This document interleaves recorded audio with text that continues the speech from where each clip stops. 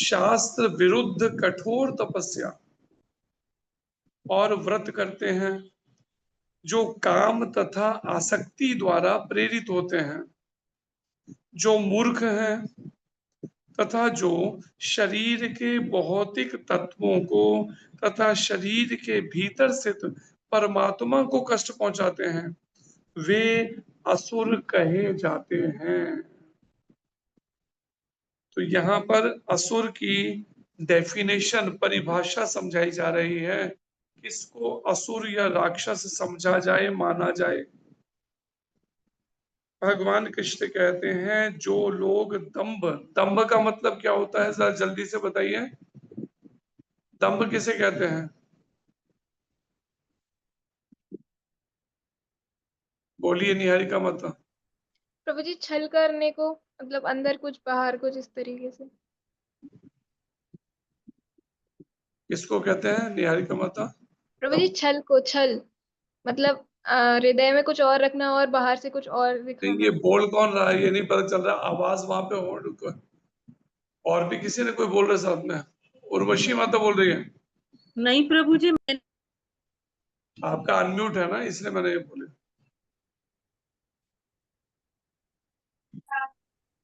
तो यहाँ पर जो दंभ करना, दंभ का मतलब क्या है शक्तिमती माता? हरे कृष्णा प्रभु जी, दंडवत प्रणाम प्रभु जी। घमंड। हाँ जी। घमंड। उर्वशी माता?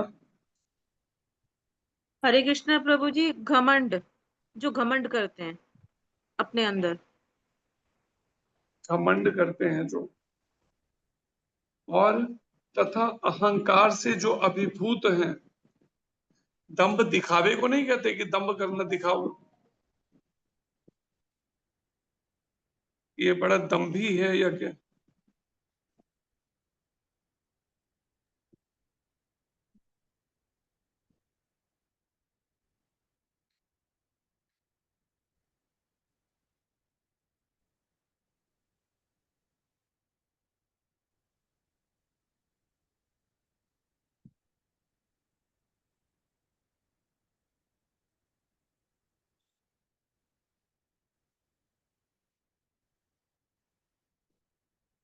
दंभ का मतलब है मिथ्या अभिमान या आडंबर या पाखंड।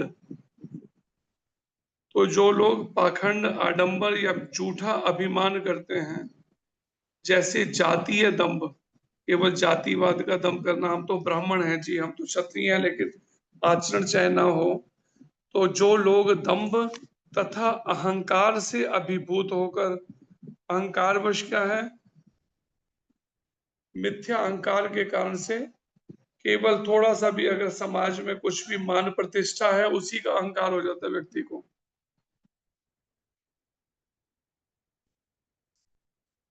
अभिभूत होकर शास्त्र विरुद्ध कठोर तपस्या करते हैं।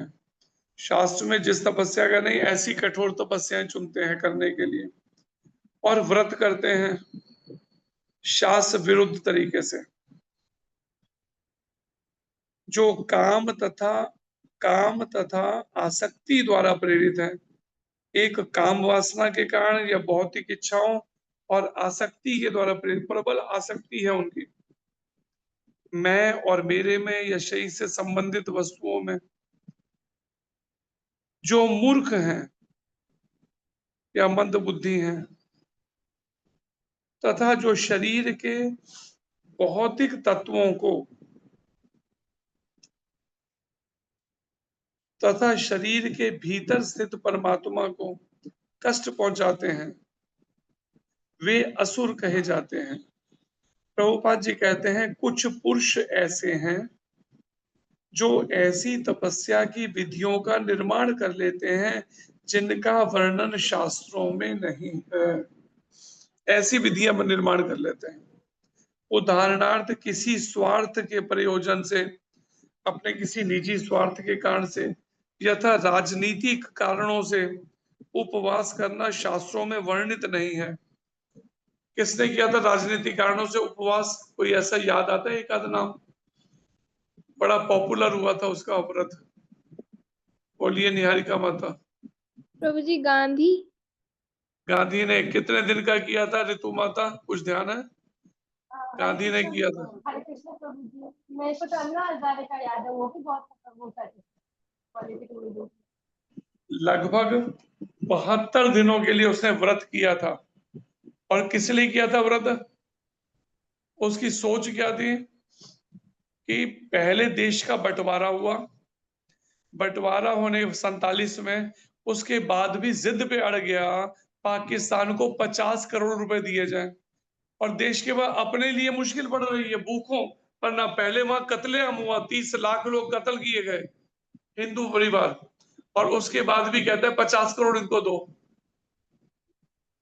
जो लोग यहां से चले गए पाकिस्तान के लिए, वहां से जो आए भारत में, उनको तो जहां कर सके इन्होंने कत्ल किया, मारा वहां से मुसलमानों ने। और यहां से जो मुसलमान गए तो मस्जिदें खाली हो गई। और जब हिंदू आए दिसंबर जनवरी का महीना पाकिस्तान से, जब उन मस्जिदों में रुकने लगे तो गांधी कहता है मस्जिदें खाली करवा लो, पुलिस को लगाया, इनको धक्के देके बाहर निकाल दो मस्जिदों से, इसमें ये नहीं रहेंगे क्योंकि ये मुसलमानों की मस्जिदें हैं। और उनकी विरोध कर रहा है, पक्ष ले रहा है मुसलमानों का, और मस्जिद बाहर निकाल के वो दिसंबर जनवरी के महीने में सड़कों पे पड़े रहे लोग। जो पाकिस्तान से आए थे उनको रहने का कोई ठिकाना नहीं, लेकिन इस गांधी ने उन्हें मस्जिदों तक में नहीं रहने दिया। आप विचार कीजिए इसकी सोच क्या थी। और ऊपर से कहते हैं 50 करोड़ रुपए दो। जब बाकी लोग नहीं मान रहे थे, इस बात को एग्री कर रहे थे, तो परिणाम में 72 दिन के अनशन पे बैठ गया। और जिन लोगों को सड़कों पे जो थे, उन्होंने जाके बिरला मंदिर के बाहर जब प्रदर्शन किया, ये वहां पे था, तो इसने उनकी कोई सुनवाई नहीं की उस समय में। विचार कीजिए कैसी मानसिकता इसकी रही होगी। तो यहाँ पर भी जो वर्णन है इस तरह के राजनीतिक तरीके लिए उपवास का, प्रभुपाद जी कहते हैं राजनीतिक कारणों से उपवास करना शास्त्रों में वर्णित नहीं है ऐसा कोई। इसका मतलब क्या है? ये फिर आसुरी तरीका है, ये असुरों वाला तरीका जो शास्त्र में वर्णित नहीं। शास्त्रों में तो आध्यात्मिक उन्नति के लिए उपवास करने की संस्तुति है, केवल आध्यात्मिक विषय से। ये सब जो होते हैं ना, प्रदर्शन होने, उपवास सड़कों पे करने लीडरों के, ये सब ये शास्त्र में कहीं वर्णित नहीं है, इसलिए इन्हें आसुरी कैटेगरी में रखा गया।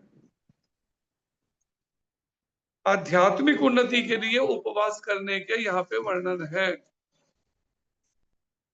संस्तुति है, किसी राजनीतिक या सामाजिक उद्देश्य के लिए नहीं, ना तो राजनीतिक ना ही सामाजिक उद्देश्य से नहीं। भगवत गीता के अनुसार जो लोग ऐसी तपस्याएं करते हैं वे निश्चित रूप से आसुरी हैं। अगर ऐसी तपस्याएं करते हैं जो सामाजिक या राजनीतिक, बिल्कुल। लेकिन जगाने के लिए कई बार आप इस तरह की व्रत ना करके कोई और तरीका फिर करें, प्रदर्शन वाला तरीका करें। जैसे उधमपुर जो मंदिर है जम्मू कश्मीर में, उस मंदिर के कुछ ही दूरी पर दरवाजे से गेट आउटर, उस पे वहां पे शराब की दुकान खोल दी गई, किसी ने किराए पे दे दी और शराब की पूरी दुकान चालू हो गई। पहले उनको समझाने की कोशिश की, डीसी से मिले, कोई सुनवाई नहीं हुई, डीसी ने भी सुनवाई नहीं की, तो डिप्टी कमिश्नर है। परिणाम में मंदिर के भक्तों ने क्या किया, उनमें से एक ऐसा था, उन्होंने सबको बाकी लेकर पहले अकेले से शुरुआत की, मंदिर के सामने की रोड और मंदिर के सामने के पोल के ऊपर एरो लगा दिया मंदिर की तरफ को शराब की दुकान का। सोचिए क्या क्या तमाशा कलयुग में। और एरो मंदिर की डायरेक्शन पे लगा दिया। परिणाम एक पहले इकट्ठा हुआ, करते करते वहां पे सड़क को पूरा जाम कर दिया, सड़क के ऊपर बैरियर्स डाल दिया, सड़क पे ही बैठ गए बीच में, और प्रदर्शन शुरू हो गया। सुबह से दोपहर हो गई, ट्रैफिक जाम, सारे रास्ते बंद। फिर वहां से डिप्टी कमिश्नर ने, डीसी ने भेजा किसी को कि उनको कहो आके बात करने के लिए, और वो रास्ता खुलवाया। लेकिन जब बात करने के लिए गए फिर बात सुनवाई नहीं हुई अगले दिन, तो अगले दिन फिर दोबारा सड़क बंद कर दी, पूरा रोड जाम। मीडिया वाले पहुंच गए, नेशनल न्यूज बनने लगी, स्टेट न्यूज नेशनल। अब डीसी को हुआ उसकी बदनामी होगी। फिर जम्मू से पूरी शराब जो गवर्नमेंट सप्लाई करती है या इनको लाइसेंस देती है, उनको बुलवाया गया, उसे सारी काउंटिंग की, पूरा अंदर जितना था, उसके बाद में उस दुकान को सील करवाया गया, तब जाके दुकान बंद हो गई। 2 या 3 दिन ये प्रदर्शन चले थे। लेकिन यहाँ पे व्रत करने के लिए मना किया जा रहा है, लेकिन जब सुनवाई ना हो, स्वाभाविक बात है, तब तो प्रदर्शन करने ही पड़ेंगे। लेकिन व्रत करने से यह संबंधित बात है कि राजनीतिक या सामाजिक उद्देश्य के लिए उपवास करने का यहाँ कहीं वर्णन शास्त्रों में नहीं है। भगवत गीता के अनुसार जो लोग ऐसी तपस्याएं करते हैं वे निश्चित रूप से आसुरी हैं, उनके कार्य शास्त्र विरुद्ध हैं, शास्त्र में और सामान्य जनता के हित में नहीं है। वास्तव में वे लोग गर्व, अहंकार, काम तथा भौतिक भोग के प्रति आसक्ति के कारण ऐसा करते हैं। किस लिए? एक गर्व के कारण, अहंकार के कारण, अभिमान करना, अहंकार करना, काम, अपनी कुछ भौतिक कामना, इच्छा के कारण से, भौतिक इच्छाओं के कारण, तथा भौतिक भोग के प्रति प्रबल आसक्ति के कारण, भौतिक भोग के प्रति आसक्ति कि मुझे हर हालत में भोग को हासिल करना, इस कारण से वो क्या करते हैं? इस तरह का ऐसा करते हैं। व्रत या उपवास का तरीका राजनैतिक या सामाजिक उद्देश्यों से, ऐसे कार्यों से न केवल शरीर के उन तत्वों को विक्षोभ होता है जिनसे शरीर बना है, शरीर के तत्वों को विक्षोभ होता है, अर्थात शरीर जिनसे बना है, जिस 24 तत्वों से, उनको भी विक्षोभ होता है, अशांत होते हैं वो। अपितु शरीर के भीतर निवास कर रहे परमात्मा को भी कष्ट पहुंचता है, प्रभुपाद जी कहते हैं इस तरह के व्रत उपवास के तरीकों से। ऐसे अवैध उपवास से, जिसको शास्त्र ने वैध नहीं माना है, सही नहीं माना है शास्त्र ने, ऐसे अवैध उपवास से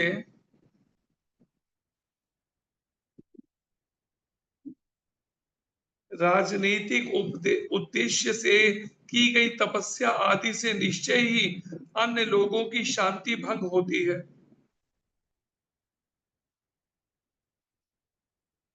देखा जाए तो वैसे इन्होंने भी उपवास तो किए ही थे, राजगुरु थे, और इन्होंने भगत सिंह जी थे, राजगुरु थे, और कौन था इनके साथ में, याद है किसी को?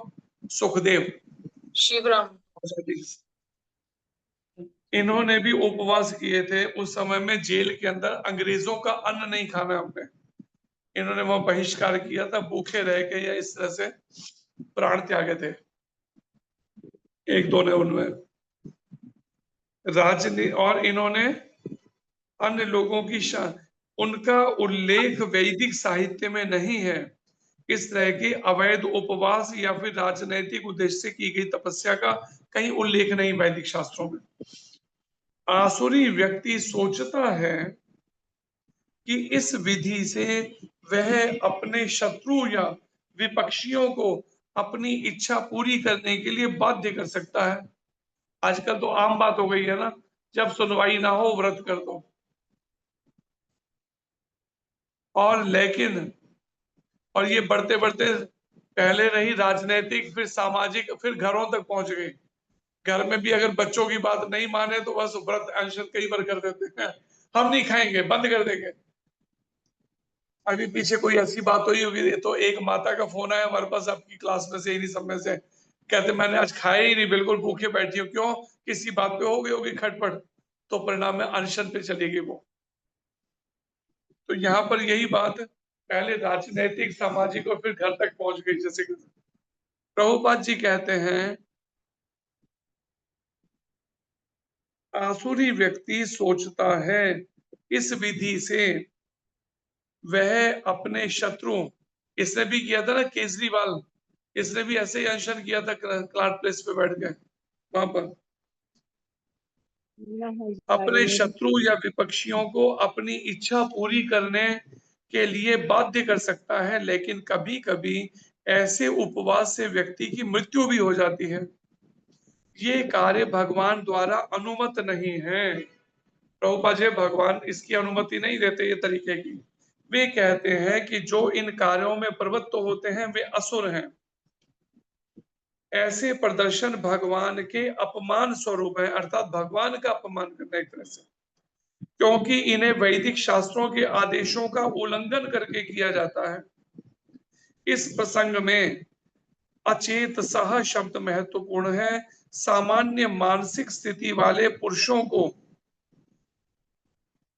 शास्त्रों के आदेशों का पालन करना, जिनकी मानसिक सामान्य है, ठीक ठाक है अगर मनोस्थिति, तो उनको शास्त्र के आदेशों का पालन करना चाहिए।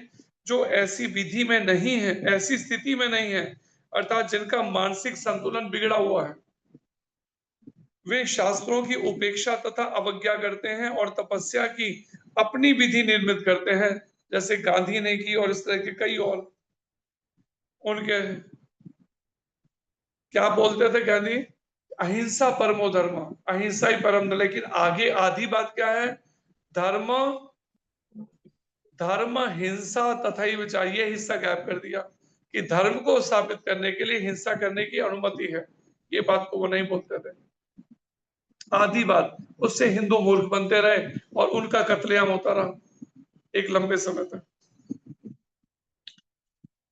ये कार्य भगवान द्वारा अनुमत नहीं है। वे कहते हैं जो इन कार्यों में प्रवृत्त होते हैं वे असुर हैं।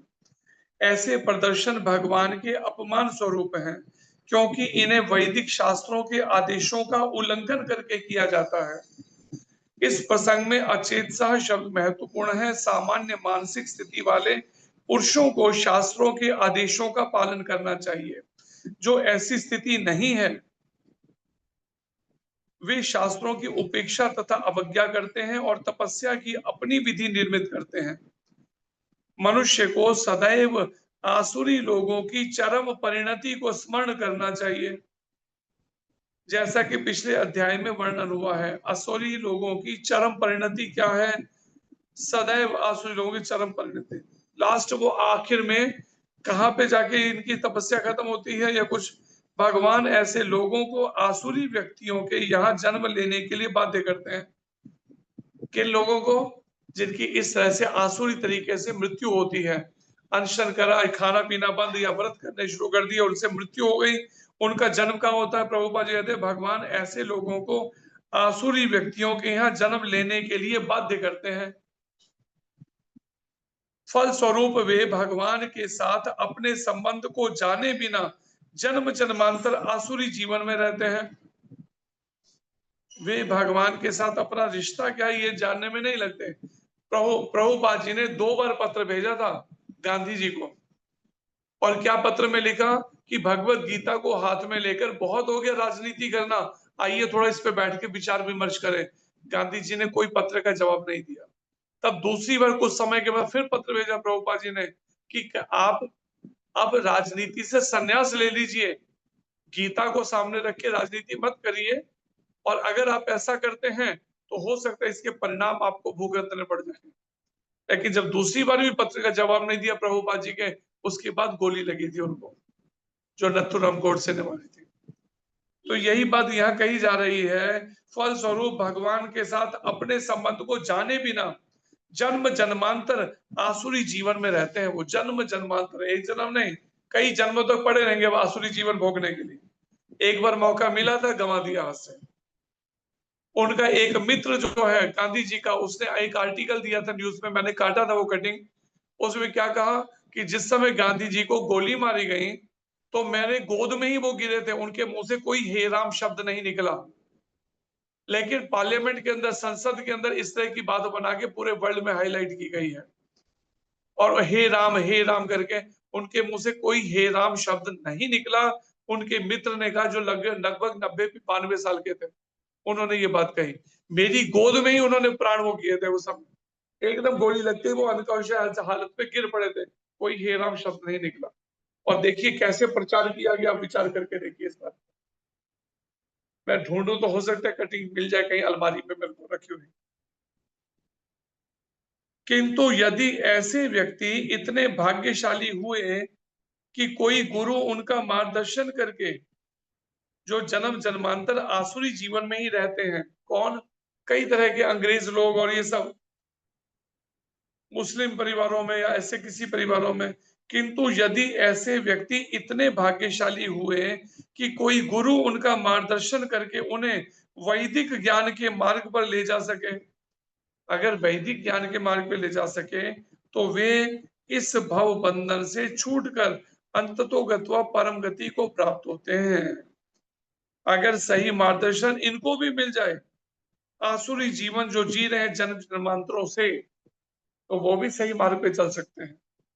हमारे यहाँ पर जहाँ पे हमें सेवा मिली है, वहां पर एक मुस्लिम आता है नियम से, मंदिर प्रोग्राम में पूरा हरि बोल कीर्तन करता है सब कुछ, और नाम है रेहान, मुस्लिम है, लेकिन हमारे साथ कीर्तन करता है, आता है, दंडवत प्रणाम करता है लेट के भगवान को, विचार कीजिए। प्रभु जी वो और 16 नियम माला से, भी बता दे और माला जब करता है, 16 माला माला। तो नहीं करता, शायद कम करता है, लेकिन रोज सुबह मेरे को बता रहा था, मैं स्पेशली आया हूँ जब वो करता है अपने भाई के साथ काम जिम में, कहता केवल मेरी माला नहीं हुई थी इसलिए मैं मंदिर आया हूँ माला करने, फिर माला करके फिर जिम किया दोबारा से, विचार कीजिए।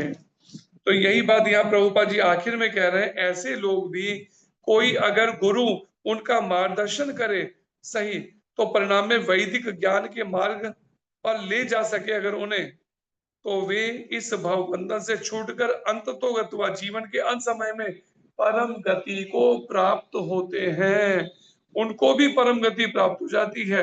विचार कीजिए, भक्ति पथ ऐसा है। तो अगर ऐसों को भी, आसुरी वृत्ति के लोगों को भी अगर भगवत प्राप्ति हो सकती है, तो विचार कीजिए हमें क्यों नहीं। लेकिन जहां कमी रह रही है उस कमी को दूर करना पड़ेगा, मन की या फिर अन्य इंद्रियों की, जहां भी कमी है, 5 ज्ञान इंद्रियां, 5 कर्म इंद्रियां, मन या फिर बुद्धि, जो गलत निर्णय बुद्धि के हम ले रहे हैं, या फिर अहंकारवश देहात बुद्धि का, उनसे ऊपर उठना होगा। अगर आसुरी वृत्ति के लोगों की भी सदगति हो सकती है, परम गति प्राप्त कर सकते हैं, तो विचार कीजिए हमें हार नहीं माननी चाहिए।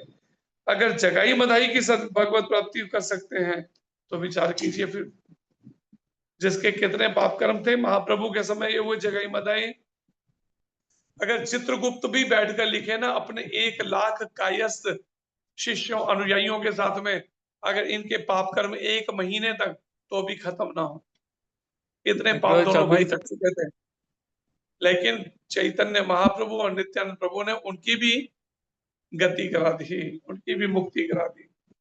इसलिए लगन के साथ प्रयास करना पड़ेगा, हिम्मत करनी पड़ेगी। हरे कृष्णा, धन्यवाद। बोलिए विजय लक्ष्मी माता।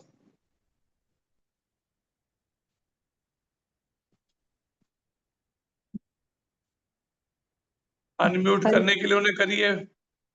प्रभु जी कौन है अनम्यूट ऊपर है, ऑलरेडी अनम्यूट है, वो अपने आप को खुद अनम्यूट से। करिए विजय लक्ष्मी माता।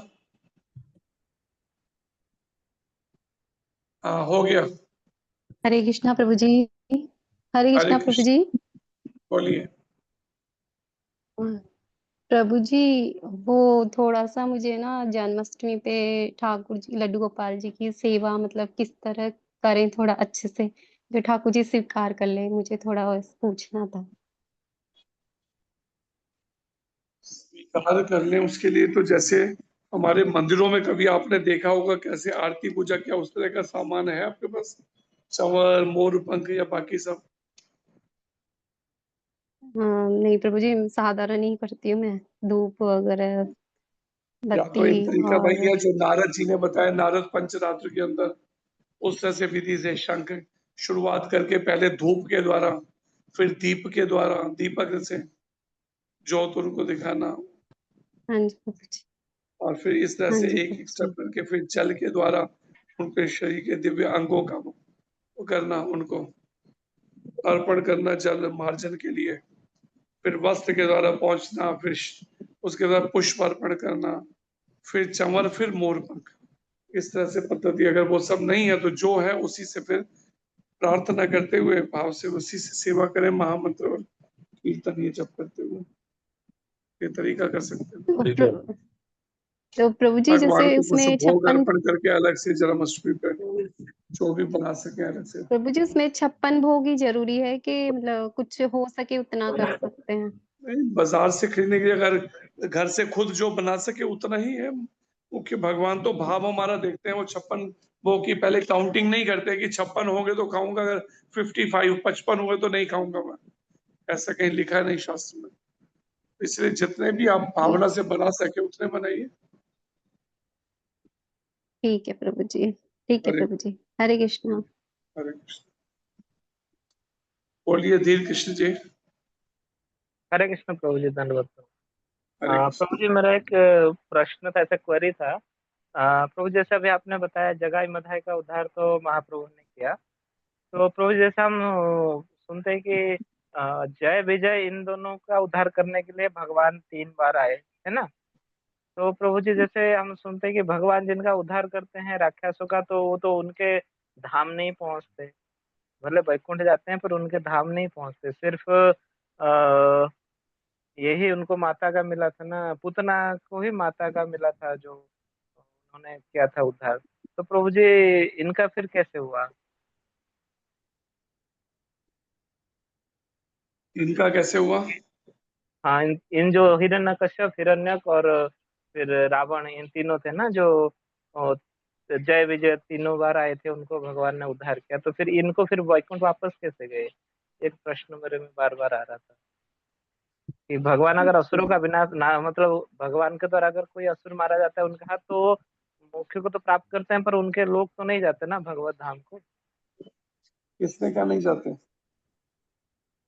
आ, तो मुझे उसमें था ना कि जो जैसे वहां पे महाभारत युद्ध में जितने भी वो मारे गए थे, वो तो धाम को गए क्या? ये प्रश्न किसी ने पूछा था, तो मैं उसका उत्तर सही से मुझे दे नहीं पाया। ये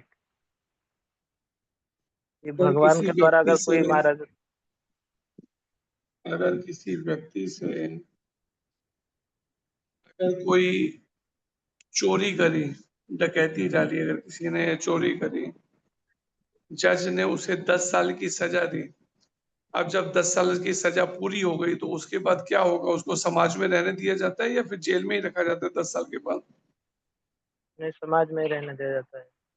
तो जब उसको दंड मिल गया, दंड से उसने प्रायश्चित कर लिया, तो उसके बाद तो उसकी आगे की गति होगी ना, कि भगवान का जो दर्शन किया उसने, जिसको भगवान भगवान जिस पे दृष्टि डालते हैं उसकी मुक्ति होती है। कहते हैं भगवान के नेत्रों में मुक्ति का निवास है। और इसी तरह से उनको उस तरह की ही फिर सेवाएं आगे दी जाती हैं उनके मनोभाव के अनुसार। जैसा जैसे मनोभाव में वो परिपक्व होते हैं, भगवान के धाम में भी तो वो लीलाएं चलती है ना असुरों वाली, तो वहां पे हाँ, वो अपना रोल प्ले करते हैं जैसा उन्होंने पूरा संस्कार मोहिनी बनाए। लीला है जो। और जो सेवा वाले वो सेवा वाला करते हैं। वहां भी तो पूतना चाहिए ना, वहां भी तो असुर चाहिए वहां। और हाँ अब धाम में असुर कहाँ से? यहाँ तो आ गए, लेकिन धाम में भी तो चाहिए वो सब लीला करने के लिए। तो वहां पे ये सब अपना रोल प्ले करेंगे जिनने अपनी मनोभावना वैसी रखी। इसलिए जैसा जैसा हम भाव यहाँ पे पकाएंगे, परिपक्व होंगे जिस भाव में, वही आगे मिलने वाला है। इसलिए ये खुद ही आपको विचार समझना होगा कि आपने किस तरह के मनोभाव करना है। नहीं नहीं, मैं ये सेवा नहीं करूंगा, नहीं मैं ये सेवा नहीं करूंगी, नहीं मैं ये नहीं, मेरे से नहीं होता, आलस, ये जी चुराना, तो धाम थोड़ी मिलने वाला है ऐसे में। जी चुराने वालों को थोड़ी मिलता धाम। ठीक ये है। कोई सरकारी नौकरी नहीं है ना, यहाँ तो ऑलराउंडर वाला काम चलता है भगवान की सेवा में। जो भी सेवा मिल जाए, जो भी मिल जाए इसलिए उसे महाराज स्वीकार जी जो करना। है बाकी मंदिरों में जैसा भी होता हो, लेकिन महाराज जी तो ऑलराउंडर वाली ही ट्रेनिंग देते हैं। कोई भी सेवा बताइए उसमें ना शब्द सुनने की महाराज जी को वो नहीं है। उसकी प्रैक्टिस उन्हें करनी होगी तभी आगे स्टेप होगा। जो अपने दायरे तो बना के रखते हैं वो भी चल लगे हैं मंदिरों में सेवा कर रहे हैं। और जिन्होंने ऑलराउंडर बनने के लिए हिसाब से अपने मन को लचीलेपन में रखा, बंधे नहीं, तो वो परिणाम में उनको कभी कहीं विदेशों में भी जाने को मिल रहा है, सेवा प्रचार सब कर रहे हैं, और कभी टॉयलेट क्लीनिंग भी करेंगे। जो भी मिल जाएगा उसमें ना नहीं बोलने की आदत, ये चीज समझनी है। अगर भगवत प्राप्ति करनी है तो किसी भी सेवा को ना नहीं बोलना है। वो नहीं चलेगा। हाँ, ये मेरी टेबल की सेवा मैं करूं, तेरे टेबल की तो वो जो है, ठीक है, सेवा बांटी जाएंगी, अपनी जगह है वो सब बातें। ये नहीं कि इसका मतलब है कि आप सारी सेवा छोड़ के बैठ जाए, सबकी सेवा मैं ही करूं। लेकिन कभी परिस्थिति आ जाए तो उसमें सेवा रुकनी नहीं चाहिए वाले तरीके से मनोभाव बनाना चाहिए। तो परिणाम में वो लोग जिनकी आप बात कह रहे हैं उनको वैसे ही रोल प्ले करने को मिलेगा किसी अन्य लोकों में, ब्रह्मांडों में। सीधा धाम अगर नहीं तो अन्य भी तो लोकों में लीलाएं चल रही है ना, नित्य लीला। हाँ तो वहां पे उनको फिर दोबारा रोल प्ले करने में जाओ, फिर दोबारा से बनो अघासुर बकासुर ये सब, फिर बनेंगे, फिर वहां पे मार खाएंगे, फिर भगवान के हाथों बद होगा, फिर दोबारा तो उस तरह की करो। जैसा पाला है वैसे ही मनोभाव में रहना पड़ेगा। इसलिए भक्त बनेंगे तो भगवान के धाम में उस तरह की भावना की सेवा मिलेगी, उनके अंग संग वाली। असुर बनना चाहेंगे तो आसुरी वाली वृत्ति से उतना ही रोल प्ले करने को मिलेगा, फिर मारे जाएंगे, उस तरह की लीला में करेंगे अन्य ब्रह्मांडों में, भौतिक ब्रह्मांडों। ये तो आप हमारे मनोभाव पे डिपेंड करता है, हम अपने मनोभाव को किस तरह का विकसित करते हैं। हरे कृष्ण। अरे बोलिए बिंदु माता। हरे कृष्णा प्रभु जी, दंडवत प्रणाम जी। हरे प्रभु जी, मेरा क्वेश्चन जो है वो रिलेटेड टू टेक्स्ट नहीं है, लेकिन बस थोड़ा सा जानना था कि बलराम जी और कृष्ण जी की एज में कितना डिफरेंस है, और राधा रानी और भगवान कृष्ण में मतलब कितना एग्जैक्ट एज डिफरेंस कितना है? लगभग 1 साल का है, 1 साल कुछ दिन का जो लगभग, क्योंकि वहां एक तो साल हर आठ साल को 8 दिन हो संतान गए। को जन्म देके जितना जल्दी हो सके भगवान कृष्ण धरती पर आए, उस तरीके से ही वो था ना, हर बार उस वो हिसाब उनको से प्रभु मारता जी जाता 1 था। साल 8 दिन होते हैं फिर? हाँ जी। उस हिसाब से जैसे 8 दिन पहले आती है बलराम पूर्णिमा, तो फिर 1 साल 8 दिन हुए। हाँ जी। हाँ जी। तो राधा रानी जी का कितना हुआ? राधा रानी का है ना एज डिफरेंस जो उसके अंदर है, वो राधा रानी कुछ थोड़े से कुछ दिन बड़ी हैं हमसे, भगवान प्रभु जी कृष्ण हर जगह ना अलग 15 अलग दिन बड़ी। सुनते हैं, तो इसलिए हर जगह अलग अलग सुनते हैं तो एग्जैक्ट नहीं पता चलता। क्या सुना है पहले? नहीं नहीं, ऐसे कोई कहता है 3-4 साल बड़े हैं, कोई कहता है 1 साल बड़ी है, कोई कहता है 11 महीने बड़ी है, कुछ पता नहीं चलता। उसमें अगर देखेंगे शास्त्र में वैसे इस चीज का राधा रानी के बारे में ना उतनी डीपली राधा रानी भागवतम या कहीं प्रमाणित शास्त्र में ऐसा सीधा नहीं है। हो सकता है ब्रह्मांड पुराण या किसी अन्य के अंदर मिल सके इसका वर्णन, उनमें हो सकता है, हो पुराणों में अन्य में, लेकिन श्रीमद् भागवत में नहीं है मुख्य रूप से इस चीज जी को। आपने जी क्या प्रभु जी, करना है, आपको मतलब मतलब उसकी पूरी कैलकुलेशन कहाँ पे, वहां गिनीज बुक में लिखवानी है, कहाँ लिखवानी है? प्रभु जी मुझे पहले ही पता था कि मुझे ये आंसर मिलेगा। अच्छा, पहले पता था गिनीज बुक का आंसर मिलेगा आपको? नहीं, गिनीज बुक में नहीं, मुझे मतलब पता हम था कि नाम जब की जगह दिमाग को चलाते कहाँ कहाँ है, लगभग उसको जो 11 महीने का जो बताएगा टाइम डिफरेंस को कुछ प्रभु जी तो मुझे से इंट्यूशन पढ़े, हो रही थी कि आप बोलोगे कि इस क्वेश्चन से क्या कल्याण होने वाला। क्योंकि जिससे है उससे प्रमाणिक शास्त्र में इसका वो भागवतम या गीता जैसे शास्त्रों में तो है नहीं। हाँ, ब्रह्मांड पुराण या इनमें ढूंढ के आपको बता देंगे, वैवर्त ब्रह्म वैवर्त पुराण जैसे ग्रंथों में, इनमें उम्मीद है कुछ इस बारे में अंश मिल सके, कुछ इस तरह की जानकारी। जी प्रभु जी, धन्यवाद। हरे कृष्ण। हरे कृष्ण जी। बोलिए मुक्तियान जी। जी मुख्तार प्रभु जी, अनम्यूट कीजिए। हरे कृष्णा प्रभु जी, प्रणाम। हरे कृष्ण जी। प्रभु जी, जैसे इसमें बताया कि राजनीति में लोग उपवास रखते हैं, तो क्या जैसे अब आजकल जो राजनीति चल रही है, कई बार ऐसे भक्तों के बीच में भी कई बार ऐसी चर्चा चलती है राजनीति से रिलेटिव, तो क्या हमें उस माहौल में क्या हमें भाग लेना चाहिए या वहां से निकल जाना चाहिए? क्योंकि कई बार वहां पर भक्तों के बीच में कुछ बातें भगवान से लीला या प्रभुपाद लीला कुछ ऐसी बातें नहीं चल रही होती हैं, तो राजनीति से रिलेटेड चल रही होती है, तो वहां पर आई थिंक कुछ तनाव सा भी हो जाता है। मैंने कहा कि ये सवाल शायद मुझे लगता है थोड़ा सा होना चाहिए, क्योंकि समाज में रह रहे हैं तो कई सारी चीजें चर्चा चलती भी हैं।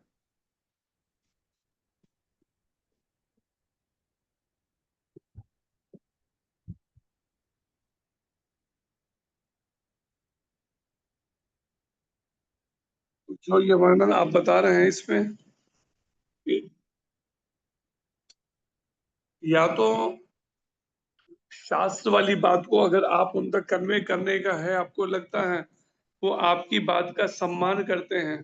जैसे कहता है ना, एक कहावत कही जाती है, कहो उसी से जो सुने खुशी से।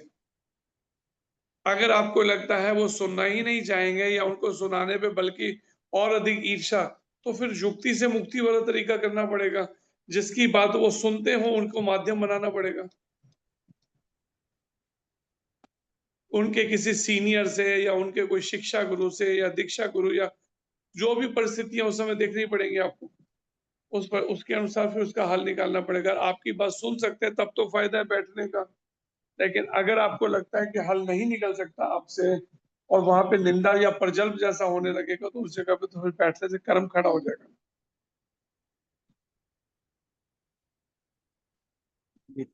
प्रभु जी, एक चीज और, जैसे इसमें आपने बताया कि महात्मा गांधी जी के पास भी जो है, उनके पास भी भगवत गीता होती थी, तो क्या वो भी दिखावटी तौर पे ही रखते थे? भगवत गीता को दिखावटी तौर पे रखने मतलब उसका अपना मनगढ़ंत अर्थ करते थे, कह सकते हैं। गीता को पढ़ना, लेकिन किस तरह से पढ़ना, अपने मनगढ़ंत फिर उससे अर्थ करके। तो जब किसी गीता के श्लोक तो वही है, लेकिन अब मनगढ़ंत एक एक संस्कृत के शब्द कई कई अर्थ निकलते हैं। अगर आप उसका मनगढ़ंत अर्थ करेंगे तो फिर कैसे उसको सही समझ पाएंगे। आज लगभग प्रभुपाद तो कहते हैं 2000 के करीब ट्रांसलेशन मार्केट में अवेलेबल है भगवत गीता पे, जो अपने अपने तरीके से लिखी गई मन के आधार। इसलिए प्रमाणित परंपरा की बात हो रही है कि भगवान कृष्ण से परंपरा के माध्यम से वो एज इट इज उसको वो किया जा रहा है वर्णन। प्रभुपाद जी ने अपनी बुद्धि से नहीं लिखा, विचार कर करके, जैसे हम करते हैं ना, कोई बात लिखनी हो तो पहले बुद्धि लगाते हैं। उन्होंने बुद्धि नहीं लगाई, पहले उस रियलाइजेशन तक, उस साक्षात्कार तक पहले अपने को उठाया, या उठने के बाद उसके बाद ट्रांसलेशन शुरू की करनी। ऐसे ही शिला व्यास देव जी या इन्होंने उस अपने लेवल, उस रियलाइजेशन के आधार पे फिर लिखना शुरू किया। ये वो वाला तरीका नहीं है जो आजकल जो भौतिक स्कूलों में चलता है कि कोई राइटर्स जो हैं उन्होंने कोई बुक लिखनी है 9th की, 8th की, 7th की, तो थोड़ा पहले मेहनत की, कुछ किताबें इधर की पलटी उधर की पलटी, उसके ऊपर जोड़ तोड़ करके उसके ऊपर लिख डाली एक फिलोसफी। ये ऐसे नहीं होते ग्रंथ। ग्रंथ तो आते हैं भगवान से लगातार वो ज्ञान। जैसे आम है ना, पका हुआ आम, उसको वृक्ष से नीचे लाना है तो ऊपर से अगर आप फेंकेंगे तो वो तो फट जाएगा, बेकार हो जाएगा। लेकिन अगर चेन बना लेंगे, एक हाथ से दूसरा, दूसरे तीसरा, चौथा, वो एज इट इज आम नीचे आ सकता है। ऐसे ही सतयुग से आज तक जो 4 प्रमाणित परंपरा है, इस तरह से वो आ रहे हैं। लेकिन अब कलयुग आ गया तो कलयुग में वो शुरू हो गया फिर दोबारा तमाशा भटकाव का, जिसके अंदर परंपरा में जो योग्य नहीं है वो जुड़ा, तो परिणाम में समाज को भटकाएगा ही, और क्या करेगा वो। धन्यवाद। इससे समझ आ जाए।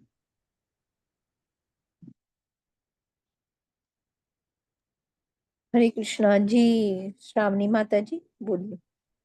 हरे कृष्णा प्रभु जी, दंडवत प्रणाम। प्रभु जी, हरे यहाँ पे कृष्ण जी। बताया गया कि परमात्मा को भी कष्ट पहुंचता है, तो ये मैं समझ नहीं पा रही हूँ, इसको आप एक्सप्लेन कर सकते हैं क्या? परमात्मा को कष्ट पहुंचने वाली बात ये है कि जैसे प्रभुपाद ने कई जगह इसका वर्णन किया। जैसे पहले तो भगवान कृष्ण ने किया गीता में, हृदय देशे अर्जुन तिष्ठति ईश्वरः सर्वभूतानां। हे अर्जुन, मैं तो संसार में कण कण में रहता हूँ अपनी अचिंत्य शक्ति के द्वारा, लेकिन सब साथ में ही इस परमात्मा रूप में सबके हृदय में रहता हूँ। आपने वो मूवी देखी जो नरसिंह भगवान पे आई हुई है? जी प्रभु जी, देखा है। तो उस मूवी में नहीं आया आंसर? क्या देखा नहीं? उसमें आंसर दिया तो है। प्रहलाद जी कितने दुखी, वो नरसिंह भगवान प्रहलाद जी के कष्ट से कितना दुखी हो गए थे। जैसे उन्होंने कितना गुस्सा चढ़ गया उन्हें इस बात को लेकर कि इस दुष्ट ने मेरे भक्त को सताया। इस बात पे कितने नाराज हो गए वो। गुस्सा शांत होने का नाम नहीं ले रहा था। और जब देखा प्रहलाद जी सब ठीक से हैं, और तब जब लड़ रहे थे, लड़ते लड़ते जब देखा कई सारे असुरों ने घेर लिया प्रहलाद जी को, कैसे भागे फिर नरसिंह भगवान उनको बचाने के लिए। ऐसी दौड़ लगाई और उसके बाद में कहा सबको खत्म काट डाला वहीं पे। प्रहलाद जी तो पहुंचने नहीं दिया पास तक। तो यही परमात्मा को दुखाने वाली बात है। भक्त भगवान के लाडले होते हैं, और भगवान कभी भी नहीं चाहते मेरे भक्तों को कोई कष्ट दे।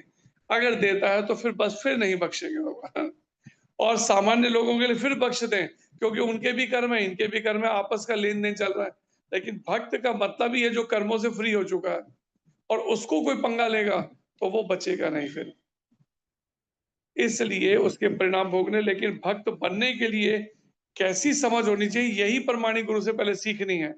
ये नहीं कि पहले हम खुद जाके टांग अड़ाएं और बाद में कहें जी भगवान ने रक्षा नहीं की, तो वो कैसी बुद्धि होती है निर्णय की। यही गीता भागवत से सीखना है, कब किस समय में कैसे विनम्रता पूर्वक या किन परिस्थितियों में किस तरह से व्यवहार करना है।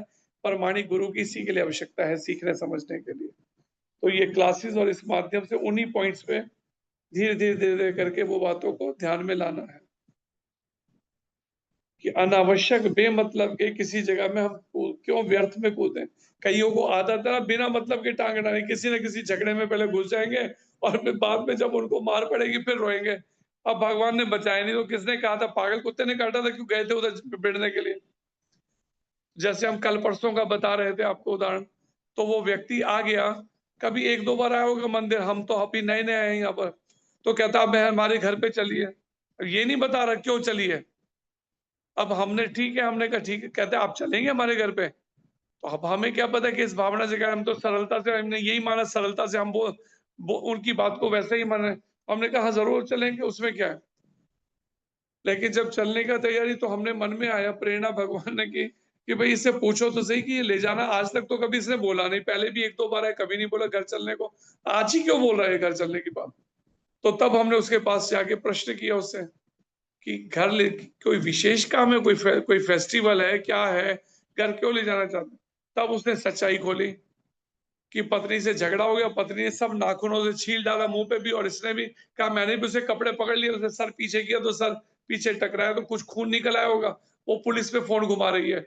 अब हिम्मत नहीं, अब उसको झगड़ा बढ़ गया। जब तो हमने कहा ठीक है, हम क्लास खत्म हो जाए, क्लास खत्म हुई तो हमें स्नान करने जाना पड़ा, और स्नान करके जब तक नीचे उतरे तो 1 मिनट पहले केवल वो पहले निकल गया हमारी वेट करके। अब निकल गया तो अब हम सड़कों पे जाके थोड़ी ढूंढते हैं, तो भगवान का अरेंजमेंट समझ के हमने स्वीकार कर लिया। अब वो जाने वापस आया नहीं उस दिन के बाद से, तो वहां झगड़ा क्या हुआ, पुलिस में गया, जेल में बंद हुआ या नहीं हुआ या क्या हुआ, कुछ पता नहीं। तो यही चीज है कि भगवान की प्रेरणा को कैसे समझा जाए, यही बात को हमें पहले खान पान रहन सहन कार्यकलापों को पहले ठीक करके शुद्ध करके, और फिर प्रमाणिक गुरु की आज्ञाओं को समझना सीखना है। इसी के लिए गीता और भागवत की ट्रेनिंग है, हरि नाम जप की ट्रेनिंग है। हरे कृष्णा। जी शक्तिमती माता जी अनम्यूट कीजिए। हरे कृष्णा। हरे कृष्णा माता जी, दंडवत प्रणाम। हरे कृष्णा प्रभु जी, दंडवत प्रणाम। हरे कृष्ण। प्रभु जी, ये समझ में नहीं आया, किंतु यदि ऐसे व्यक्ति इतने भाग्यशाली हुए कि कोई गुरु उनका मार्गदर्शन करके, ये वाली जो पूरा पॉइंट है ये समझ में आया प्रभु जी, ये आसुरी व्यक्ति के लिए है ना? आसुरी व्यक्ति के लिए ही है। अगर कोई मान लिया किसी में कुछ दुर्गुण आ गए, बुराइयां आ गई, दोष आ गए, पाप कर दिए, अपराध कर दिए, गलतियां कर दी, लेकिन कोई प्रमाणिक गुरु का अगर निर्देशन मिल जाए उसे, और उनकी आज्ञाओं में वो अगर भक्ति करने लगे, साधना करने लगे, तो निश्चित रूप से परम गति को अंततो गत्वा, पहले उसको प्रायश्चित करने होंगे सारे कर्मों के, और फिर जाके उसका जो शुद्ध नाम है वो भगवान से मिला पाएगा या परम गति को प्राप्त करवा पाएगा। ये आसुरी लोगों के लिए ही कहा जा रहा है। ठीक है प्रभु जी, थैंक यू। हरे हरे बोलिए बिंदु माता। हरे कृष्णा प्रभु जी। प्रभु जी, ऐसे हमारे यहाँ लोकल टेम्पल से लड्डू गोपाल के श्रृंगार के लिए तेजस्वी को बोला था, तो उसकी तबीयत ठीक नहीं थी, लेकिन उसने छोटा मोटा ऐसे ही पेंट वाला श्रृंगार किया, तो वही दर्शन करवा सकती हूँ? सब करा सकते हो। बिल्कुल प्लेन थे ना, तो ये थोड़ा इसने पेंट वगैरह कर करके श्रृंगार किया है। आज सुंदर अभी है, इसको अच्छा है। कान दर्द है, कोल्ड से बुरा हाल है इसका, नोज छिल गया हुआ है, कान दर्द है बहुत, तो रेस्ट कर करके थोड़ा थोड़ा इनका श्रृंगार करे जा रही है, तो मैं कहा चलो थोड़ा दर्शन करा देती हूँ बहुत सबको। सुंदर।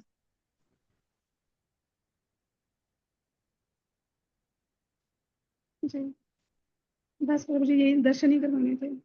ये मोर पंख लगाया है या बनाया, किसने पेंट किया मोर पंख? ये प्रभु जी तेजस्वी का ही काम है। हाँ, अच्छा अच्छा, बहुत सुंदर लग रहा है मोर पंख।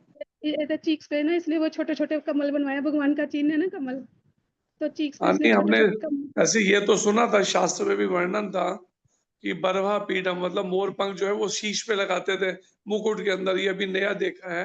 वक्षस्थल पे भी मोर पंख लगाते थे, ये अभी नया है। अभी नया कोई शुरू किया होगा, ये मालूम नहीं होगा, इन्फॉर्मेशन शास्त्र तक नहीं पहुंची होगी शायद। प्रभु जी ऐसे ही डिजाइन डाल दिया उसका, जैसे मन में आता गया। तो वो ठीक, मुकुट पे तो वो लगाएंगे मंदिर वाले, तो जो श्रृंगार करेंगे, जब बड़ा वाला श्रृंगार करेंगे। चलो ठीक है प्रभु जी, हरे कृष्ण। हरे कृष्ण। हरे कृष्णा जी। प्रभु जी बहुत बहुत धन्यवाद आपका। हरे कृष्णा। वाञ्छाकल्पतरुभ्यश्च कृपा सिन्धुभ्य एव च पतितानां पावनेभ्यो वैष्णवेभ्यो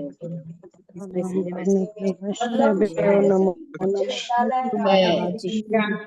जगत श्रील प्रभुपाद की जय। अनंत हरे कोटि कृष्ण प्रभु वैष्णव वृंद की जय। प्रभु जी जय हरि बोल जय हरि हरे कृष्ण प्रभु जी हरे कृष्ण प्रभु जी दंडवत प्रणाम हरे कृष्णा प्रभु जी हरे प्रणाम। कृष्ण प्रभु जी हरे दंडवत कृष्णा प्रणाम प्रभु जी हरे प्रणाम। कृष्ण हरे कृष्ण। हरे कृष्ण